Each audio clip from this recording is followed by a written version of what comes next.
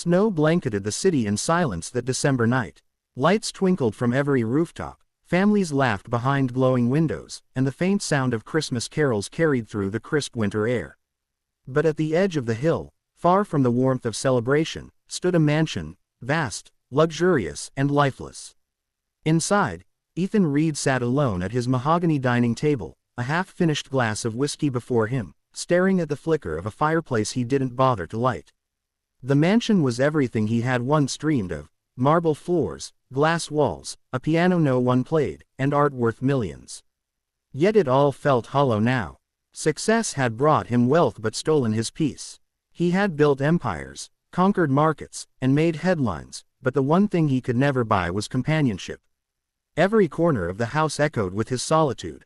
Even the air seemed heavy, as though mourning alongside him.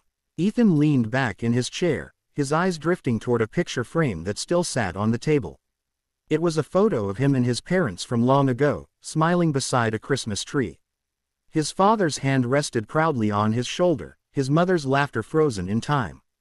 They had been gone for 10 years now, taken in a car accident that money couldn't prevent. And then there was another photo, tucked behind that one, his ex-fiancée, Rachel. Her goodbye still echoed in his mind like a cruel echo. "You love your work more than me, Ethan." He had told himself he didn't need anyone after that. He poured himself into his company, his investments, his reputation, anything to silence the loneliness. But it never really left. And tonight, as snow fell softly against the window panes, it felt unbearable. Down the hall, the faint clinking of dishes broke the silence. His new maid, Clara, had started work only a week ago. She was quiet, humble, and efficient. She didn't speak unless spoken to, and he liked that, or at least, that's what he told himself. She was in her early 30s, with kind eyes and a tired smile that hinted at a life far more difficult than she let on. She moved through the house like a ghost, cleaning, arranging, keeping things in order while he barely acknowledged her presence. But tonight, something about her presence lingered. When she came into the room to tidy up, she hesitated for a moment. The sight of a perfectly set table with only one plate seemed to unsettle her. "Sir, should I prepare dinner for you now?" she asked softly. Ethan didn't look up. "No, I'm not hungry." She nodded, but her eyes flickered toward the untouched plate of food from earlier that afternoon. "You haven't eaten all day," she said before she could stop herself. Then, realizing she had overstepped, she added quickly, "I'm sorry, sir. I didn't mean." "It's fine," Ethan interrupted, his tone flat. "You can go." Clara hesitated again, studying his face for a moment. He looked broken, not angry, not cold, just lost. She wanted to say something comforting, but words felt too small in the presence of so much emptiness. She quietly gathered her things and stepped out, leaving behind the faint scent of soap and lavender. When the door closed, Ethan exhaled slowly and glanced out at the falling snow. The world outside seemed so alive, full of light, laughter, and love, while he was trapped inside a palace of silence. He thought about turning on the television, maybe pouring another drink, but what was the point? It was just another Christmas Eve, just another night alone. He walked toward the massive window overlooking the city. The lights below looked like stars scattered across the earth, but even that beauty couldn't reach him. His reflection stared back, a man who had everything and yet nothing. He placed his hand against the cold glass, and for the first time in years, he whispered, "Merry Christmas," to no one at all. In the distance, a church bell rang midnight, and somewhere down the hill, in a small apartment glowing with warmth and laughter, Clara was setting the table for her son. Neither of them knew that before the next night ended, their worlds would collide, and one act of kindness would change both their lives forever. The next morning arrived draped in silver light. Snow still clung to the tall glass windows of Ethan's mansion, soft and undisturbed. The city below was alive with holiday excitement, children dragging sleds through icy streets, shopkeepers humming carols, the smell of roasted chestnuts wafting through the air. Inside the mansion, however, the atmosphere was still and distant. Ethan sat at his desk, surrounded by unread emails and unopened gifts sent by business partners. He scrolled through his phone, ignoring the countless messages, party invitations, charity gala requests, holiday greetings from people who cared only about his money. His thumb hovered over one message from an old friend, inviting him to Christmas dinner. He sighed and locked the screen. He couldn't pretend to enjoy it. Not anymore. From the hallway came the faint sound of footsteps, light, careful ones. Clara had arrived early again. She carried a basket of fresh linens and the faint smell of cinnamon. She worked quietly, almost invisible, but there was something warm in the way she moved, like she carried a small piece of life wherever she went. Ethan watched her for a moment before pretending to be busy with his papers. "Good morning, sir," she said softly, adjusting the curtains to let in more light. "Would you like breakfast?" He shook his head without looking up. "No, coffee is fine." Clara hesitated, then nodded and disappeared into the kitchen. The smell of freshly brewed coffee soon filled the room. She returned, setting a mug on the table. "It's Christmas Eve today," she said quietly, trying to make conversation. "I know," Ethan replied flatly. She gave a small smile. "My son's been counting the days. He says Santa might bring him a red toy car this year." Ethan's eyes flicked up for the first time, a faint spark of curiosity breaking through his cold exterior. "How old is he?" "6, she said, her smile softening. "He still believes in magic." Ethan nodded, though the word magic felt distant to him. "That's nice." Clara studied him for a moment, noticing the untouched plate from yesterday still sitting on the counter. "Sir, forgive me for saying this, but Christmas is meant to be spent with people. Family, friends, someone." He leaned back in his chair, his jaw tightening. "Not everyone has that luxury." Her expression fell, realizing she might have crossed a line. "I'm sorry, I didn't mean to." "It's fine," he said quietly, but his voice carried exhaustion, not anger. "You should go home early. Be with your son." She nodded but didn't move. For a moment, she looked at him, really looked at him, and saw something she hadn't before, the loneliness behind his wealth, the emptiness behind his eyes. He wasn't cruel or distant by nature, he was simply hurt. A man who had forgotten what warmth felt like. Later that evening, she finished cleaning and wrapped her scarf around her neck, ready to leave. But as she passed the dining room, she saw him again, sitting alone at the end of that long table, the same glass of whiskey before him, the same silence filling the air. The lights from the city shimmered through the window behind him, but none of it seemed to touch him. Her heart tugged. She stood there for a moment, debating whether to say something or simply walk away. Then, before fear could stop her, she spoke. "Sir." Ethan looked up, surprised. She took a hesitant step closer. "Are you having dinner with someone tonight?" His lips curved into a humorless smile. "No one." The answer was simple, but it carried years of pain. Clara swallowed hard, her heart racing. "I know it's not my place, but would you like to come have dinner at my place? It's nothing fancy, just me and my boy. But no one should be alone on Christmas." Ethan blinked, as if unsure he'd heard her right. The silence stretched between them. He wanted to say no, to keep his distance, to stay safe behind the walls he'd built. But her eyes were sincere, full of compassion he hadn't seen in a long time. "You're inviting your boss to dinner?" he finally asked, half amused, half bewildered. Clara smiled nervously. "Yes, sir, only if you don't mind a small apartment and a loud little boy." Something in her voice, gentle, genuine, broke through the chill that had gripped him for years. He hesitated, then nodded slowly. "All right. What time?" Her face lit up with surprise. 7 o'clock. "It's really nothing special, but we'd be happy to have you."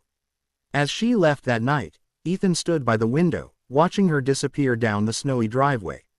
For the first time in a decade, he wasn't dreading Christmas Eve. A strange warmth flickered inside him, fragile, uncertain, but real. Somewhere deep in his chest, hope stirred like the first crack of dawn after a long, dark night. Ethan stood outside the small apartment building with a wrapped bottle of wine in his hand, unsure whether to knock or turn back. The night air was crisp, the snowflakes melting as they touched his black overcoat. The mansion on the hill felt a world away from this quiet, modest neighborhood. He could hear faint laughter through the thin walls, the sound of a child's voice and the clatter of dishes. For a man who lived in silence, it was almost overwhelming, like stepping into another world. He took a deep breath and knocked. The door opened almost instantly, and Clara stood there, wearing a simple sweater and an apron dusted with flour. Her smile was warm, genuine, the kind of smile that could thaw winter itself. "You came," she said, sounding both surprised and happy. "I said I would," Ethan replied, though his voice held a nervous edge. He stepped inside, his polished shoes squeaking softly against the wooden floor. The apartment was small but alive with color and warmth. Paper stars hung from the ceiling, their edges uneven, clearly cut by small hands. The Christmas tree in the corner leaned slightly to one side, decorated with tinsel, ribbons, and handmade ornaments. The faint aroma of roasted chicken, baked bread, and cinnamon filled the air. It wasn't perfect, but it was home. "Mr. Reed," a small boy came running from the living room, his eyes wide with excitement. "You're real." Ethan blinked. "Real." Clara laughed softly. "Jamie thought I made you up. He said no one that rich would come to dinner in our house." Jamie beamed, holding up a crayon drawing. "See, I drew you. Mom said you were nice, but I didn't believe her." The drawing showed a man in a suit with a big smile and what appeared to be a golden crown. Ethan chuckled, a sound that startled even himself. "You're quite the artist," he said, crouching down. "But I don't wear a crown." "Maybe you should," Jamie replied seriously. "Kings should smile more." That small sentence hit Ethan deeper than he expected. He wasn't sure why. Maybe because it came from a child who saw through everything he pretended to be. They sat at the dining table, which was small but beautifully set. Clara had used her best plates, a red tablecloth, and a few candles flickering in recycled glass jars. She served roast chicken, mashed potatoes, and vegetables, simple food, but made with love.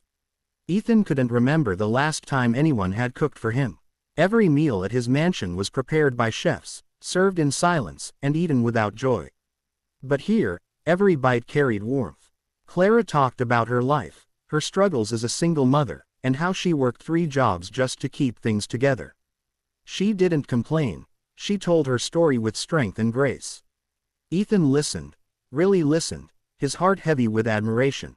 At one point, Jamie looked up at him and asked, "Don't you have anyone to spend Christmas with?"